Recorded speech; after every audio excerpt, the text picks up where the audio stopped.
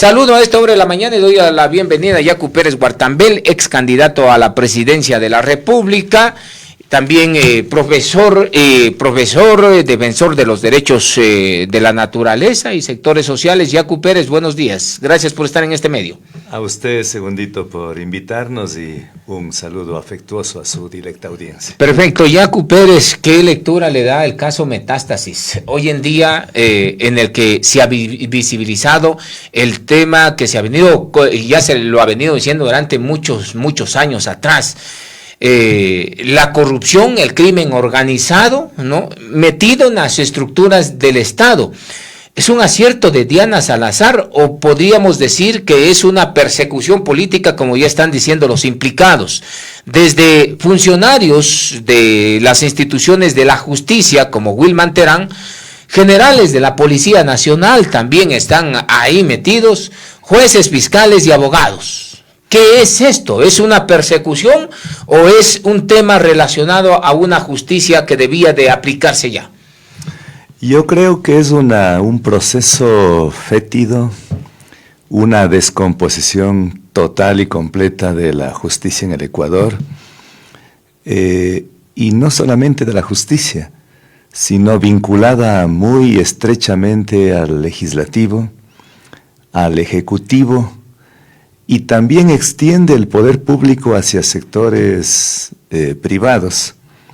Recordemos que el embajador Fitzpatrick dice que también hay clubes deportivos que estarían involucrados en el narcotráfico. Y uno se pregunta de cómo se mantienen determinados equipos de fútbol capitalinos. Podemos hablar del Cuenquita, que hay un solo equipo en la categoría A, y que mal que bien, agarrándose, arruinándose, se mantiene económicamente. Pero hay equipos de fútbol, en efecto, en la capital de la República, que no tiene afición, no tiene hinchada, pero que hacen grandes contrataciones. ¿De dónde sale el dinero? ¿De dónde sale el dinero para enormes construcciones en la capital de la República? El sector inmobiliario, usted puede ver ahí edificios de 10, 12, 15, 20 pisos que están en plena construcción. Yo me pregunto, en el país, ¿de dónde sale dinero cuando la inmensa mayoría de los ecuatorianos, 3 millones de ecuatorianos, viven con menos de $3 diarios? Si nosotros multiplicamos $3 por 30, estamos hablando de, primero habría que multiplicar, claro, 3 por 30, $90 al mes. ¿Cómo vivir con $90 al mes? O sea, eso es una realidad, porque hay personas que viven de extrema pobreza y dentro del INEC viven personas al mes con $89, los que viven en pobreza, los que viven en extrema pobreza con $50. En efecto, o sea, menos de $2 diarios, que son 1,5 millones de ecuatorianos. Y por esa razón los jóvenes y familias enteras no les queda otra alternativa que salir del país huyendo, con el riesgo de morir en el desierto de Arizona, en el Darién, en muchos de estos sectores. Entonces, la ironía o la paradoja es, mientras hay una pobreza extrema de población indigente, por otro lado, unos vehículos lujosos de alta gama, unas farmacias que en algunos lugares, y eso no solamente en Quito, Guayaquil, sino hasta acá, empiezan a proliferarse farmacias. ¿Será que la población está tan enferma? Entonces, yo creo que lo que decía el señor Fitzpatrick es un secreto a voces, que esto lo saben todos, que todos sospechan, que todos tenían la suspicacia, que se lava dinero aquí en el Ecuador, que se lava la droga. Y lo que ha hecho la señora fiscal general de la Nación, yo recuerdo cuando el embajador norteamericano hizo esas declaraciones, escribí un Twitter y le dije, una tristeza que venga un embajador de Norteamérica a denunciar el narcotráfico que se ha metido con sus tentáculos por todos los sectores públicos y privados. Y les decía, no en estos términos, pero más o menos le conminaba a la señora fiscal general del Estado de oficio, no esperar una denuncia, de oficio, como prescribe el Código Orgánico Integral Penal, iniciar las investigaciones. Y me alegra, y así como reclamé a viva voz a la doctora Salazar, fiscal general de la Nación, que actúe, hoy tengo que reconocer que su actuación es oportuna, es importante, pero no solamente va a depender de la señora fiscal general de la Nación, también se requiere una intervención de otras funciones del Estado, y una de las que debe estar, pero están poniendo las barbas en remojo, es el SRI, y es la Unidad de Análisis Financiero y Administrativo, la UAFE. Hay que pedirles, así como la Fiscalía está activando, está impulsando, está allanando, aunque es curioso, ¿no?, que la Fiscalía está autoallanándose. Porque mire usted, Fiscalía autoallanándose a la Fiscalía Provincial de Pichincha. ¿Cómo es eso? O sea, estamos en una situación nunca antes vista en el país, que un fiscal allana a otro fiscal, y de la provincia de Pichincha, o sea, de la capital de la República. Entonces, hay que decirles, despierten, señores de la UAFE, despierten, señores del Servicio de Rentas Internas, despierten, señores asambleístas, despierte, señor presidente de la República, porque el presidente de la República debería, él es el jefe del Estado, y él debería decir a los de la UAFE y al Servicio de Rentas Internas, y algo más importante, tanto al Ejecutivo como al Legislativo están en deuda con el país. Si queremos entrar de lleno a combatir la corrupción, por favor, reformen la ley de extinción del dominio, como lo hicieron en España, como lo hicieron en Colombia. Aquí, primero hay que seguir todo el proceso penal.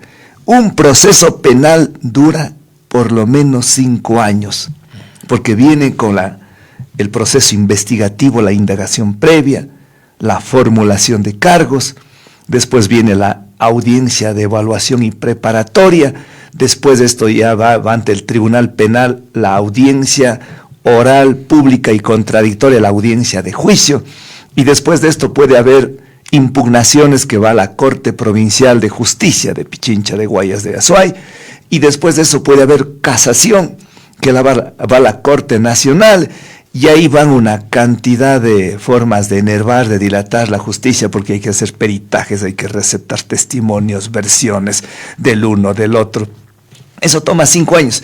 Y solo cuando ya haya pasado esos 5 años, eso es lo que dice ahora la ley de extinción de dominio. Solo cuando ya esté comprobado que ha robado tal persona, recién ir por los bienes. Pero en ese lapso de 5 años, aquel procesado, imputado de un delito, ya vendió los dineros, ya vendió los inmuebles, ya puso a nombre de los hijos de los testaferros.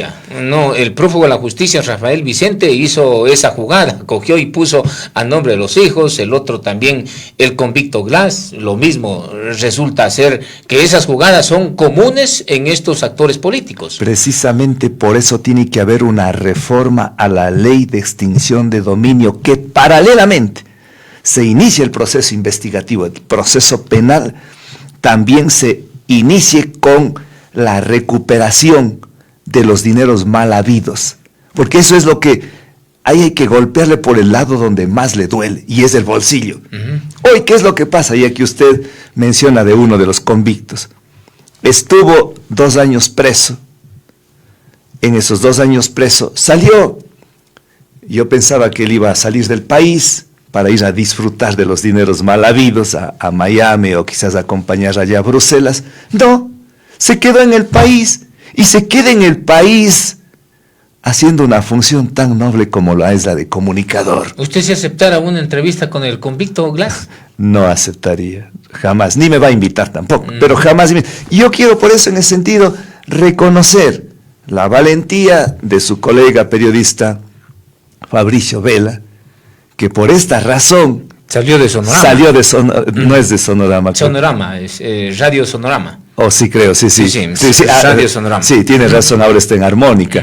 Y yo también le haría una pregunta. ¿Usted aceptaría que acá venga a ser colega de usted en Radio Cuenca al convicto? Directamente no.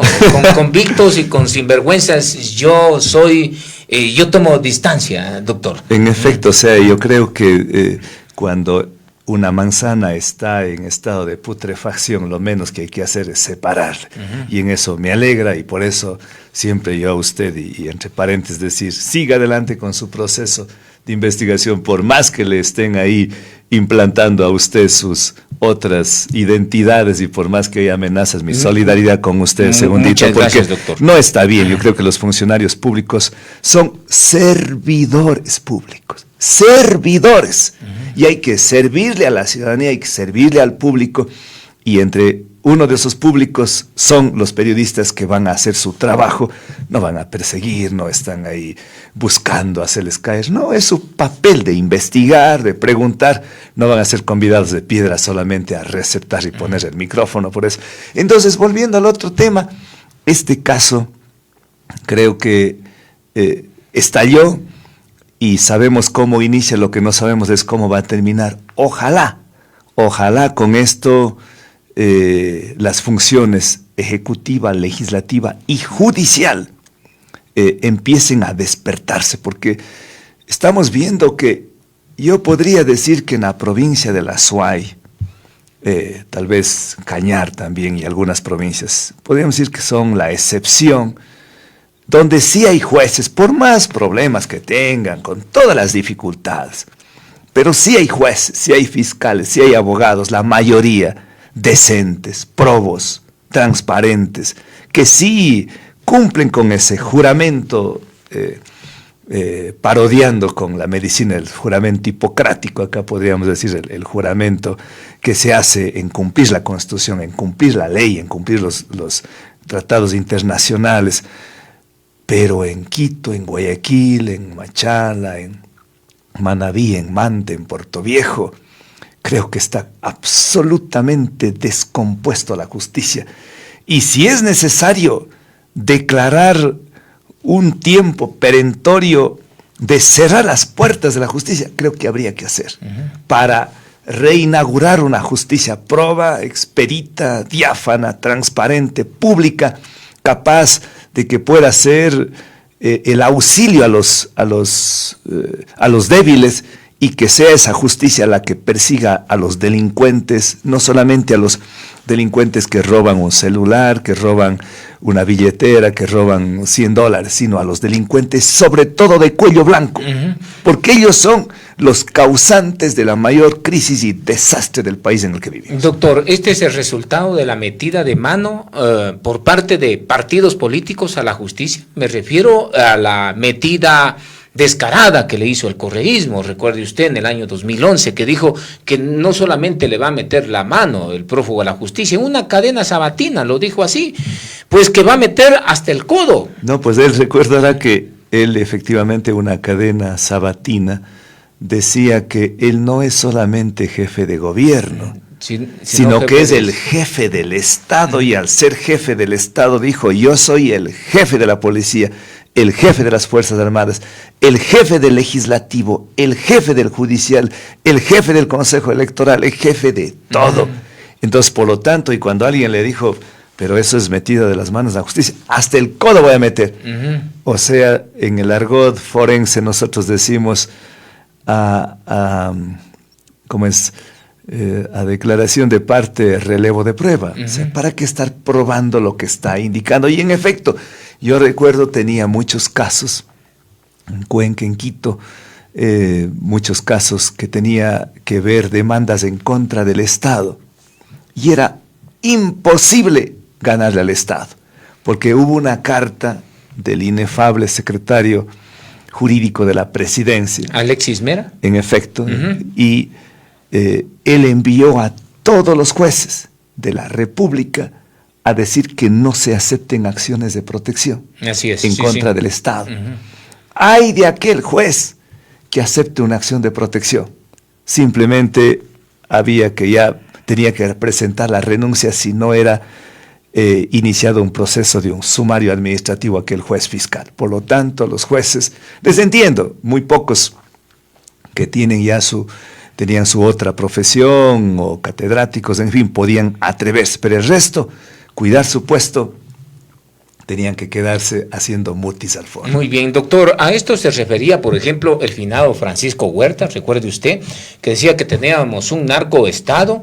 A esto se refería el difunto Fernando Villavicencio, también que decía que tenemos un narcoestado. A esto estaba apuntando a lo que hoy en día estamos viendo los ecuatorianos y a lo que nos han hecho poner justamente en la vista de todos, de muchos países del mundo, tener un presidente del Consejo de la Judicatura implicado en temas de delincuencia organizada.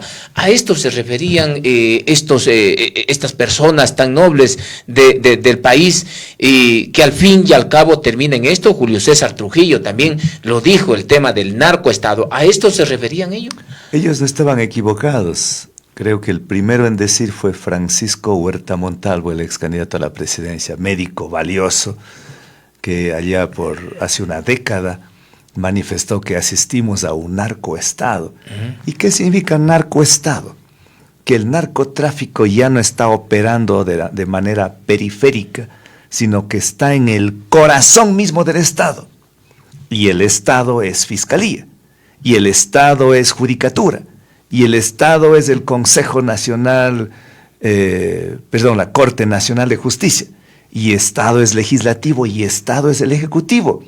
Ojalá la señora fiscal general también, porque ahí sí hemos visto que parece que había una investigación presumiblemente medio selectiva contra el expresidente Lasso, no se hizo mayor cosa. Y ahí sí caso hay León de Troya. León de Troya y otros más casos extremadamente graves que muchos lo conocen, que salían en letras pequeñitas, pero que están ahí. Por ejemplo, el grupo de los albaneses, ¿no? Está clarísimo, incluso los chinos, y que están ahí muy, pero muy vinculados. Y yo creo que tarde que temprano saldrá a la luz pública. Si mal no recuerdo, fue este gran penalista italiano Cesare Beccaria, que es autor así de un folletito muy pequeñito, pero que pasó a la historia, así como ese folleto. Si bien el Capital de Marx, 3 tomos, gigante y todo, dio grandes aportaciones, pero el que más impacto tuvo es ese otro folletito pequeñito, escrito entre Marx y Federico Engels, se llamaba El Manifiesto del Partido Comunista. Asimismo, en estos términos, un folletito escrito por Cesare Beccaria, que se llamaba De los delitos y las penas, y él decía, no hay crimen perfecto. No hay crimen perfecto, lo que hay es investigaciones imperfectas. Entonces, si se realizaría una investigación prolija, deberían caer ahí no solamente los que estuvieron al frente del Estado del Ecuador desde el año 2007, el prófugo, debería también estar, creo, ahí, no sé si Moreno, pero Lasso debería estar en ese listado. Eso es inminente, eso no hay cómo taparlo al sol con un dedo. El gobierno del expresidente Guillermo Lasso y el gobierno del prófugo de la justicia Rafael Vicente Correa Delgado son los que nos empantanaron aquí en este narcoestado. Vea usted, cuando se hizo un acuerdo con algunos grupos narcotraficantes, y usted puede revisar Plan B, porque no son de mis investigaciones, no es que estoy yo inventándome. Usted puede revisar Código Vidrio, usted puede revisar incluso en algunas revistas de vistazo escritos por María Belén Arroyo, Juan Carlos Calderón, periodistas serios, profesionales, y que entran a una investigación muy, muy, muy seria, incluso Mónica Almeida y otros periodistas, que me va a faltar tiempo para nombrarles porque han hecho un trabajo muy serio. Ellos indican que hubo un pacto con aquellos grupos de delincuencia organizada y que incluso luego por ese acuerdo llevaron algunos integrantes de aquellos grupos delincuenciales a la Asamblea Nacional. Y a ser ministros, recuerde usted. Y algunos llegaron ¿Sí se a ser acuerda ministros. del caso Ostaiza? Efectivamente. ¿Sí se acuerda del caso Caranqui? Totalmente, el policía y todos ellos, que justamente... Chauvin, que fue el ministro también en el gobierno del prófugo de la justicia, Rafael Vicente Correa Delgado, involucrado en narcotráfico, los hermanos Ostaiza, Chauvin, Caranqui, o sea, y una serie de cosas más. El involucramiento del narcotráfico en el Ecuador no es reciente, ni comenzó con el tantas veces nombrado hoy, sino comenzó en el año 2000. Pero del 2000 acá fue creciendo de manera sistemática y progresiva. Y donde tuvo el mayor auge fue efectivamente en el 2007-2008. La permisibilidad, los acuerdos, esos pactos nada lícitos que se realizó, más o menos como lo hizo el presidente de El Salvador, en términos maquiavélicos, el fin justifica los medios. Por ahí comenzó, pero este rato ya está muy, pero muy enraizado, muy profundo. No sé cómo se va a extirpar, y cuando, muy bien llamado en términos clínicos, médicos, metástasis, cuando el cáncer avanza, pero tanto, comienza con un puntito, se me ocurre, en el páncreas, pero después esto va creciendo, se vuelve sistémico y se vuelve una metástasis que ya es incontrolable, que prácticamente lo que le lleva a la persona que tiene un cáncer de esta naturaleza es la muerte. Y acá, parodiando eso en el materia de la justicia, no sé cómo se pueda extirpar. Solo se podría extirpar, creo que si habría un baño de verdad, si estos casos de crimen organizado y de cuello blanco se le perseguirían y no quedarían en impunidad, porque la impunidad es la mejor motivación o lo que más alienta la corrupción. Solo cuando haya un compromiso en serio de parte de las tres funciones del Estado, de la sociedad civil, de los medios de comunicación, también de los empresarios, porque yo he tenido la oportunidad de hablar con algunos empresarios y ellos dicen, yo no me voy a ir de mi país, tengo mi familia, tengo mis hijos. Pero yo les he dicho, entonces, lo que hay que hacer es pagar los impuestos. Lo que hay que hacer es construir una sociedad donde podamos dejar de herencia a nuestros hijos, a nuestros nietos, de tranquilidad, de paz, lo que antes éramos la isla de paz. Y hoy considerados, algunos lo dicen, como el quinto país del planeta de percepción de corrupción y narcotráfico. Pero ya no solamente percepción, sí estamos como el 10º país que está en el mundo entero, en el planeta, como el país más corrupto. Y eso nos avergüenza. Muy bien. Doctor, ¿qué lectura le da el involucramiento del prófugo de la justicia a través de Twitter? Antes de hacer el operativo, la fiscal general, salió el prófugo de la justicia, como siempre, a avisarles que esto iba a pasar. Lo mismo sucedía cuando grupos de delincuencia organizada operaban en la elaboración de droga en las fronteras del país, me refiero en Esmeraldas y todo eso. Iban los militares y los policías y no encontraban ya estos mafiosos.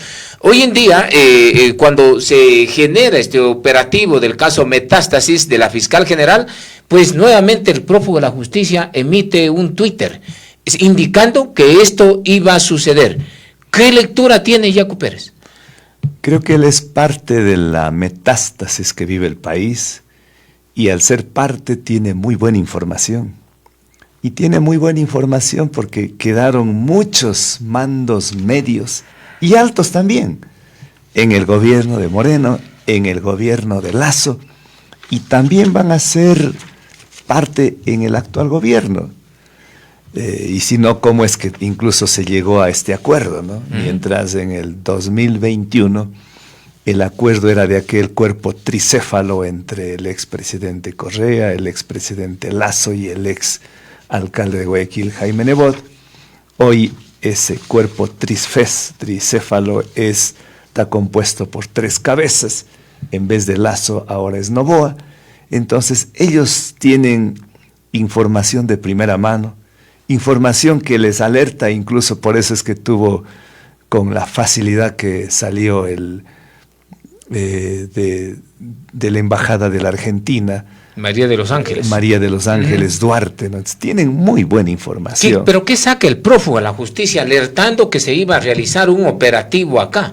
Bueno, es que ahí tiene muchas, no solamente lecturas, diríamos, hay muchos cabos sueltos que hay que hacer. Primero, ¿quién es el clavo en el zapato del prófugo? Obviamente que es Diana Salazar, fiscal general de la Nación, que tuvo la valentía de presentar formulación de cargos y de acusarles por todo el tramado, esta estructura, esta red internacional de corrupción con Odebrecht y otros, y que le llevó a una sentencia por la Corte Nacional de Justicia. O sea, esto no es solamente una persecución. Casos sobornos. Casos sobornos, o sea, esto es en firme. 2012-2016. Claro, o sea, por eso sí, imagínese si usted diría el prófugo, si usted diría, solamente decirle prófugo, ya le vendría una demanda penal. Así es, sí, pero está en calidad de prófugo. Está en calidad, obviamente. Y hay una sentencia ejecutoriada. No por lo que dicen, sino porque hay una sentencia ejecutoriada, como usted bien lo ha dicho. Sentencia ejecutoriada quiere decir que ya no hay recurso alguno para apelar, para impugnar. Solamente tendría, eso es lo que aspiran, eliminarle a la fiscal general de la Nación, eliminarle a algunos jueces que terminan siendo un estorbo y presentar una acción extraordinaria de revisión para decir que ha aparecido nuevas pruebas y que el proceso penal seguido en su contra ha violentado el debido proceso. En consecuencia, declárese la nulidad, revises eso, y con jueces de bolsillo, jueces cooptados por aquellos, estos jueces podrían declarar la nulidad del proceso. Entonces, eso es lo que busca. Por lo tanto, el estorbo, el clavo en el zapato, es la fiscal general de la Nación. Habían dos, uno Fernando Villavicencio, pero que lo asesinaron, terminó siendo asesinado, que todavía este caso no se esclarece. Fernando Villavicencio generó las denuncias bastante fuertes y directas, a tal punto de decir que si algo le pasaba a Fernando Villavicencio, la culpa es del Rafael Vicente.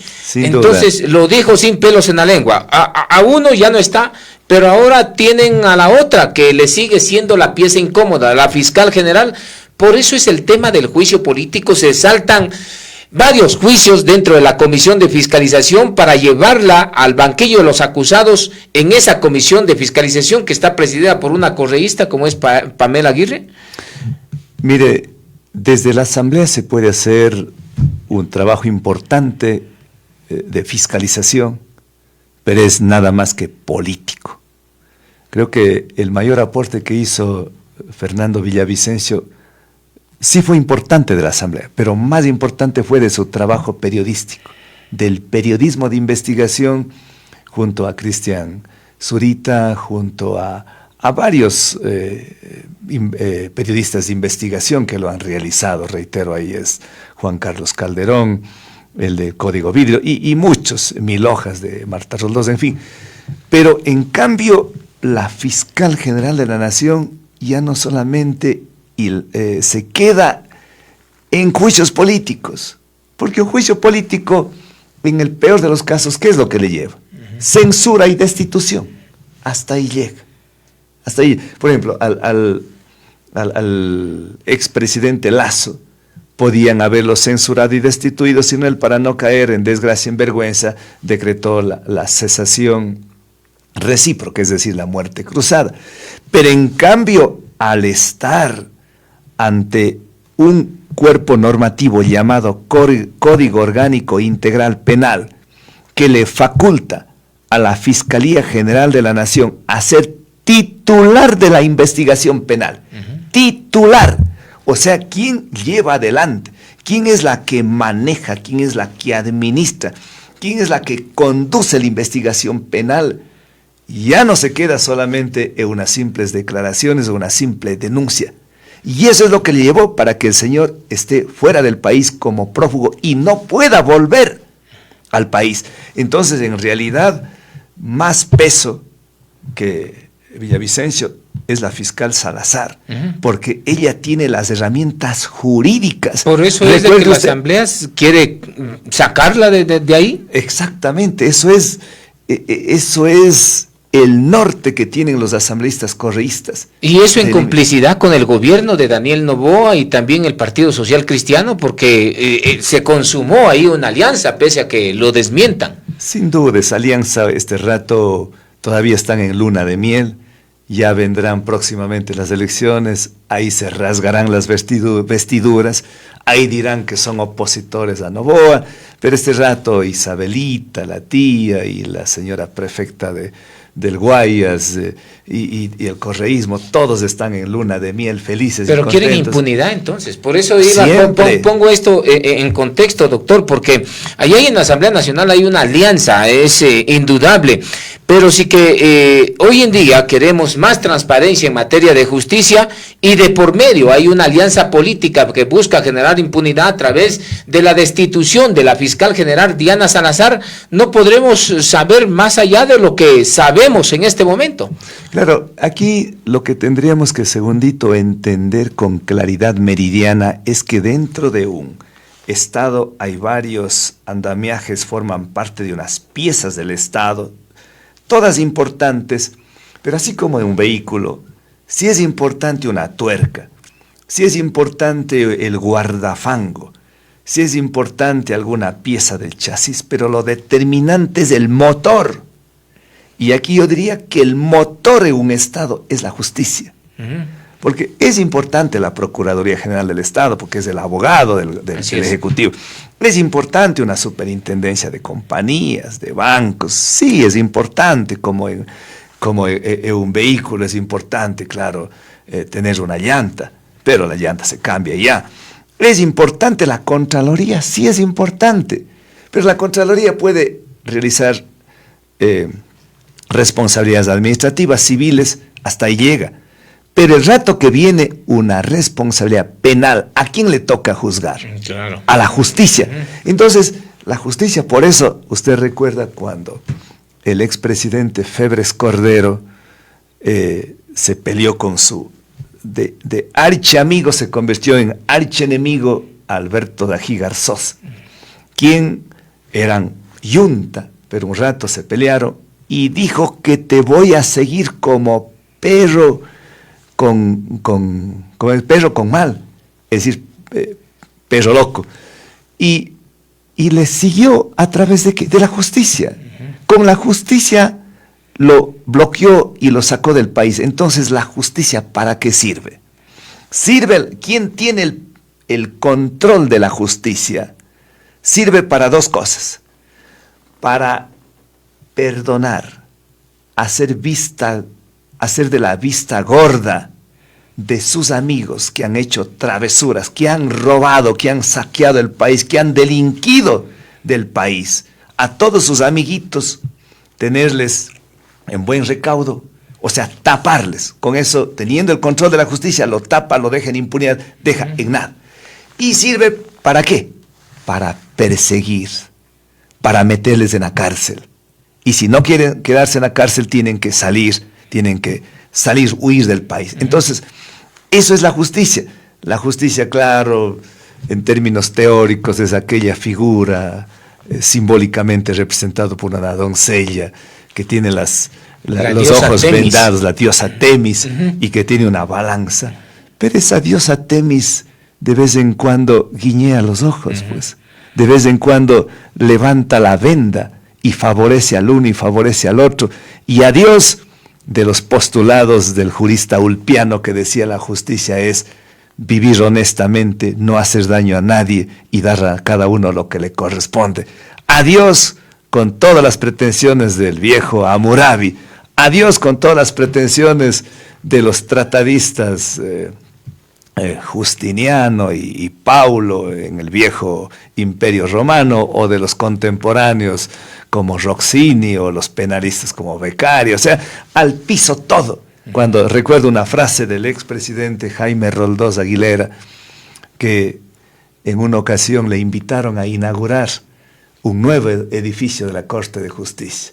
Y dijo, vengo a inaugurar este nuevo edificio de la justicia, pero quiero que me inviten a inaugurar la nueva justicia. Y esa nueva justicia es la que está en deuda el país, está en deuda el Estado, está en deuda los exgobernantes con los 17 millones de ecuatorianos que clamamos justicia, así como aquí en Cuenca hoy estamos, bueno, en el país estamos poniendo las manos al cielo para que llueva, pero no viene ni las aguas ni la justicia al país. Muy bien. Ojalá con lo que está iniciando la fiscal general pueda llegar a buen puerto. Muy bien, doctor. Había una celeridad en este caso de la Comisión de Fiscalización para saltarse muchos juicios políticos. Se saltó el de Guillermo Lasso, que lo tenían en la mira, ¿no? Se saltó lo de los ministros, lo de el ministro Bernal, se saltó la de la secretaria de Justicia, Derechos Humanos y Culto, Paola Flores, el ministro de Energía también se saltó, pero para ponerlo directamente al juicio político de Diana Salazar. ¿Por qué esa urgencia que tenía el correísmo de llevarla a Diana Salazar antes que ejecute el operativo Metástasis? Porque quieren el retorno del prófugo, porque quieren que no haya una fiscal que siga formulando cargos en contra del prófugo y querían que Vilma Terán ponga al dedo a los jueces de la Corte Nacional de Justicia para que declaren que el proceso ha estado viciado de nulidad, que violentaron el debido proceso. Cualquier invento podrían haberlo hecho y querían ir a traerle de Bruselas en andamios al prófugo con velitas a decir que no ha sido delincuente, que ha sido un hombre probo y que queremos que vuelva a gobernar el país. Y que muchos lo creen, yo respeto, pero es cuestión de verlo.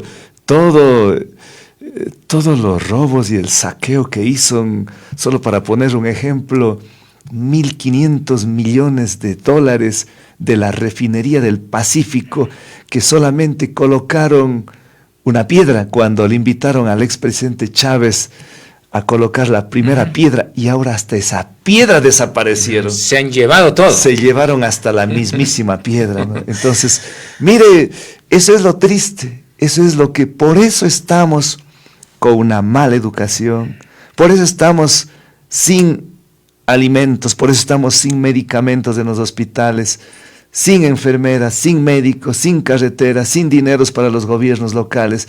Por eso los ecuatorianos huyen del país, por eso no hay dinero que alcance, porque los 1.000 millonarios ya acumularon su fortuna, ya sacaron del país, lo tienen en paraísos fiscales, y el pueblo arruinado prácticamente ante gobiernos indolentes, que teniendo la oportunidad histórica, si se hubiese aprovechado con los mejores precios del petróleo a nivel internacional que se tenía en ese periodo 2007 al 2013, que 14, era sí, el boom hasta petrolero. 14, el boom petrolero y los impuestos y los tiempos de vacas gordas, hubiésemos sido la Suiza de América, hubiésemos seguido siendo esa isla de paz que antaño nos enorgullecíamos de que era un país con tranquilidad, de que podíamos salir con las familias a los parques, a las plazas, a los mercados, subir a los buses,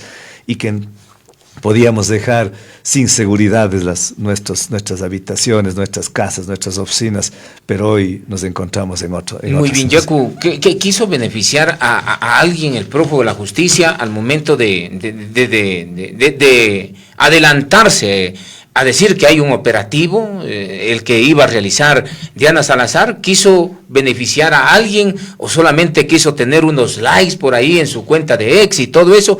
¿Qué es lo que pretendía en el fondo el prófugo de la justicia? Yo creo que estaba dando dos mensajes. El uno, decir, póngase a buen recaudo, se vienen en contra nuestra. ¿Los quiso ayudar a los delincuentes, Rafael Correa? Yo creo que estaba alertando, ¿no? Estaba visibilizando lo que estaba pasando. Entonces eso es lo que quiso ayudarlos. Sin duda, es que muchos de ellos son panas. ¿A quién representa el señor Vilma Terán? Es al correísmo. ¿A quién representa algunos, el juez, no recuerdo de dónde? El que lo dejó libre a Jorge Glass. Que lo Glass. dejó en libertad al ex vicepresidente Jorge Glass. ¿A quién responderán muchos fiscales que hoy están tras las rejas?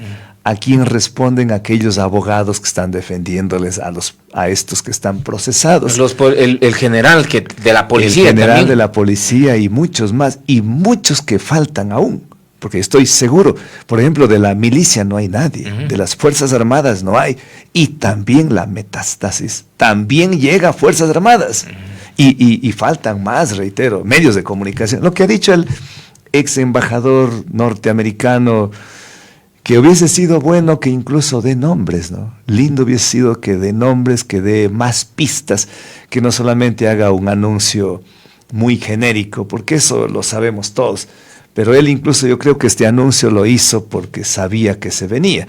La embajada americana tiene información privilegiada, información de primera mano. Muy bien. Frente a todo ese escenario, ¿usted lo ha visto que ha reaccionado el presidente Daniel Noboa actualmente? Porque lo hemos visto demasiado tibio, es un hombre de pocas palabras, pero no ha dicho ni pío el presidente Daniel Noboa, y esto también efectivamente termina llamando la atención, porque al fin y al cabo son grupos de poder quienes están involucrados en temas de delincuencia organizada. Ojalá abra la boca y diga, esta boca es mía, pero también ojalá accione.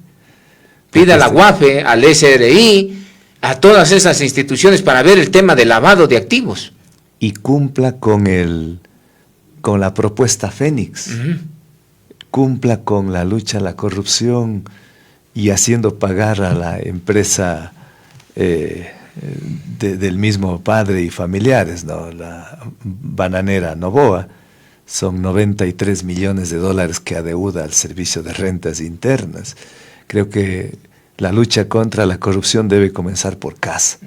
Ojalá pueda y cumpla colocando los radares y los escáneres en los principales puertos marítimos del país. Si no va a ser eso como la propuesta de Juan Cristóbal Lloret, que dijo que iba a poner las cámaras que detectaban a los criminales y nada. El día martes, por cierto, lo tengo aquí al jefe de la zona 6 de la policía para que nos explique esa propuesta demagógica de Juan Cristóbal Lloret, para ver qué es lo que significa esta situación. Jaco Pérez Guartambel, yo le quiero agradecer a usted por estar en este medio de comunicación. No sé si que tenga algo más que decir. Adelante, siempre los micrófonos de este medio están a consideración. Segundito, solamente agradecer por la invitación, decirles que todo lo que se conoció con el caso Sobornos, el caso Odebrecht, todo lo que se conoció con el caso de los paraísos fiscales, todo lo que se conoció allá por 1930, el caso de Al Capone, los grandes negociados de Norteamérica, ¿a quién se debe? Al periodismo investigativo.